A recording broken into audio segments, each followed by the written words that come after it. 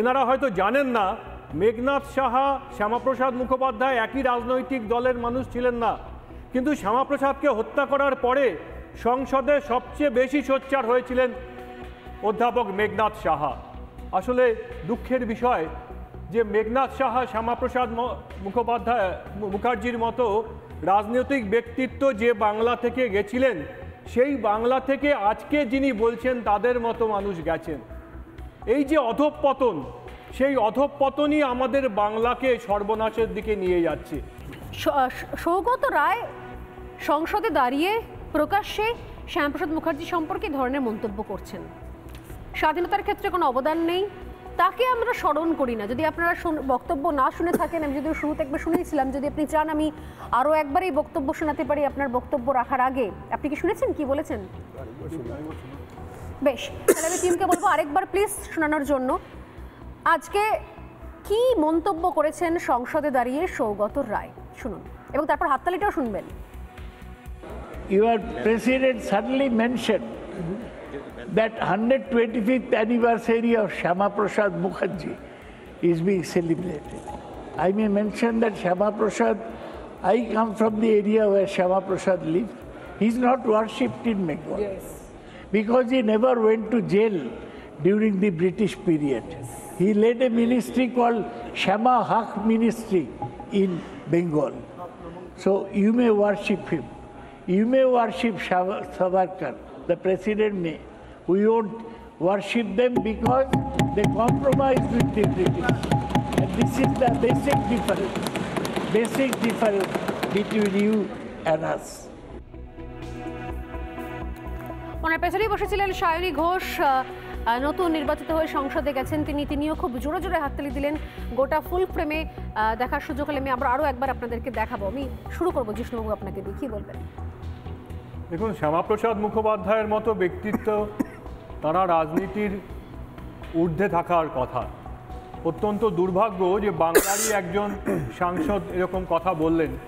তারপরে যারা হাততালি দিলেন বা টেবিল চাপড়ালেন, তাদের ইতিহাস হয়তো অতটা নাও জানা থাকতে পারে, কিন্তু একজন অধ্যাপক বাংলাভাষী তিনি শ্যামাপ্রসাদ মুখোপাধ্যায় সম্পর্কে এরকম কথা বললেন।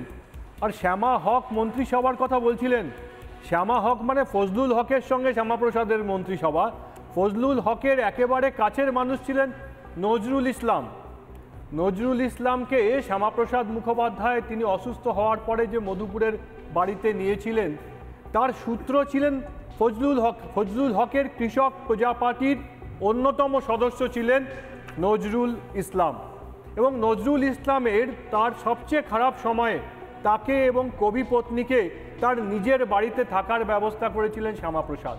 একটু আগে আপনি যে কথা বলছিলেন যে নজরুল যে লিখেছিলেন যে ভারত কদিন পরেই স্বাধীন হবে, তখন আপনার মতো একজন ব্যক্তিত্ব আর নেতাজি সুভাষের মতো মানুষ, তাদের হাতে ভারতের স্বাধীনতা এবং ভারতের ক্ষমতা যাবে, এটা ভাবতেই আমার ভালো লাগছে।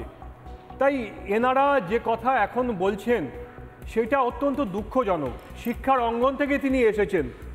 কলকাতা বিশ্ববিদ্যালয়ের কবি রবীন্দ্রনাথ ঠাকুর, বিশ্বকবি রবীন্দ্রনাথ ঠাকুরকে প্রথা ভেঙে পড়ানোর ব্যবস্থা করেছিলেন শ্যামাপ্রসাদ মুখোপাধ্যায়। প্রথম সারা ভারতবর্ষের মধ্যে প্রথম যে বিশ্ববিদ্যালয়ে দেশীয় ভাষাতে সমাবর্তন ভাষণের ব্যবস্থা করেছিলেন বিশ্বকবি রবীন্দ্রনাথ ঠাকুরকে দিয়ে, তিনি শ্যামাপ্রসাদ মুখোপাধ্যায়। আজকে যেটা Saha institute of nuclear physics, পরমাণু শক্তি দপ্তরের গবেষণা সংস্থা, সেটার ভিত্তিপ্রস্তর স্থাপন করেছিলেন, তখন নাম ছিল institute of nuclear physics, Meghnad সাহার সঙ্গে। এনারা হয়তো জানেন না মেঘনাদ সাহা, শ্যামাপ্রসাদ মুখোপাধ্যায় একই রাজনৈতিক দলের মানুষ ছিলেন না, কিন্তু শ্যামাপ্রসাদকে হত্যা করার পরে সংসদে সবচেয়ে বেশি সোচ্চার হয়েছিলেন অধ্যাপক মেঘনাদ সাহা। আসলে দুঃখের বিষয় যে মেঘনাদ সাহা, শ্যামাপ্রসাদ মুখার্জির মতো রাজনৈতিক ব্যক্তিত্ব যে বাংলা থেকে গেছিলেন, সেই বাংলা থেকে আজকে যিনি বলছেন তাদের মতো মানুষ গেছেন। এই যে অধঃপতন, সেই অধঃপতনই আমাদের বাংলাকে সর্বনাশের দিকে নিয়ে যাচ্ছে। যেখান থেকে অধ্যাপক মেঘনাদ সাহা, ডক্টর শ্যামাপ্রসাদ মুখোপাধ্যায়ের মতো ব্যক্তিত্ব সংসদে যেতেন, আমাদের দুর্ভাগ্য সেই বাংলা থেকে আজকে এরকম মানুষেরা যাচ্ছেন যেসব ব্যক্তিত্ব আজকে যারা নেতাজি সুভাষচন্দ্র বসুর নামে কিংবা কংগ্রেসের গান্ধীজির নামে, তারা কি তাদের ব্যক্তিত্ব কি রাজনৈতিক সীমারেখার মধ্যে? তাদের ব্যক্তিত্ব সম্পর্কে, তাদের সম্পর্কে একটা অসৌজন্যমূলক কথা বলা যায়? এটা বাংলার সংস্কৃতিতে ছিল না।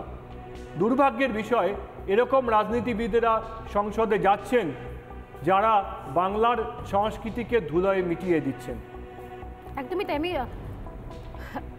ইতিহাস নিয়ে কথা হচ্ছিল, আমি জানি না যে বিভিন্ন সময়তে আমরা দেবজিৎ 34 বছরের বাম জমানায়, তার আগের সিলেবাস সম্পর্কে আমার অতটা ধারণা নেই, কিন্তু তার আগের সিলেবাসও কতখানি ছিল আমার ডাউট রয়েছে। 34 বছরের বাম জমানায় অন্তত শ্যামাপ্রসাদ পাঠ্যপুস্তকের বিভিন্ন চ্যাপ্টারে খুব বড় করে যে ছিল, ইতিহাস বইয়ের পাতায় ছিল এমনটা নয়।